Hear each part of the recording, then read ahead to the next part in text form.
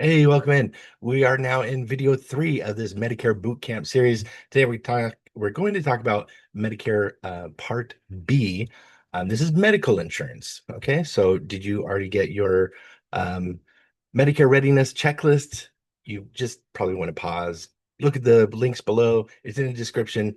Pop that up, fill it out, and follow along, take notes. All right.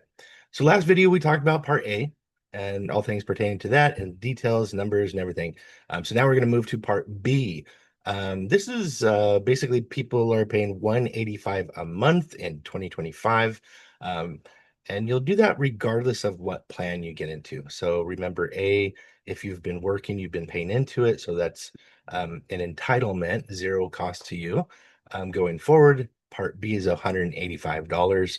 And this is what it covers: any medically necessary doctor visit, even outpatient care, labs, tests, x-rays, uh, MRIs, those kinds of things. Preventative services like flu shots, cancer screenings, durable medical equipment, things like wheelchairs, walkers, oxygen, basically anything that's medically related that's not in the hospital.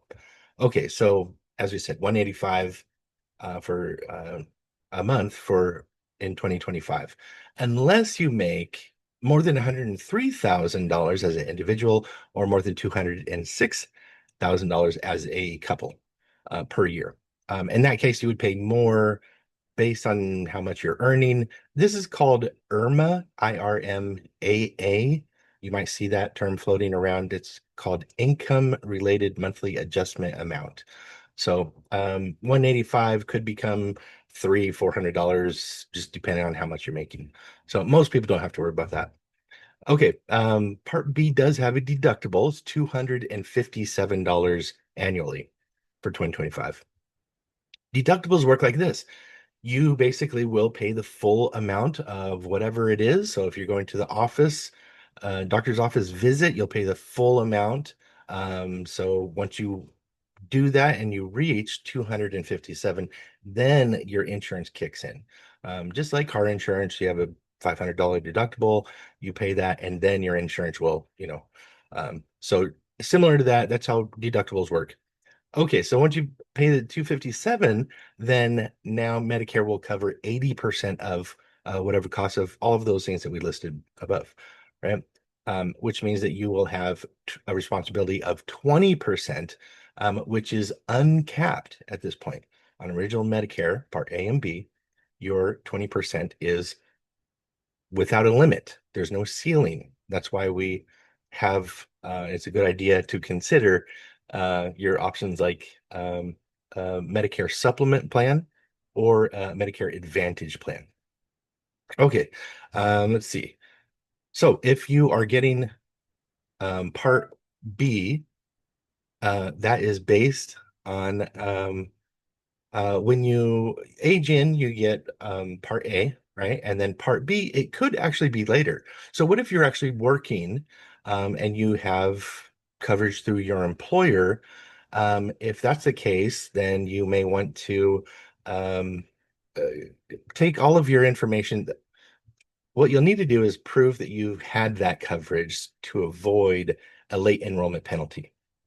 And you would coordinate your retirement, or when you lose that plan, then you'll start paying 185 a month, um, and coordinate that with Social Security. So usually people will just get 185 taken right out of their Social Security check to cover that.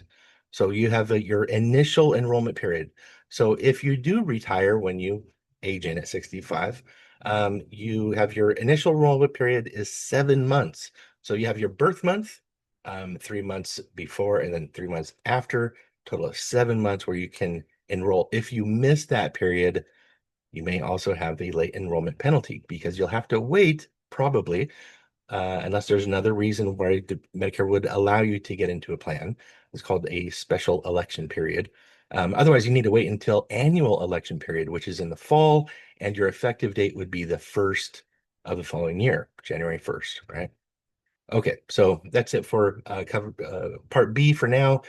So make sure that you get your checklist and fill it out, follow along, take notes, And check out the links below. I have provided a way for you to set up an appointment with me directly, right? A half hour time just to kind of, see what we can do for you.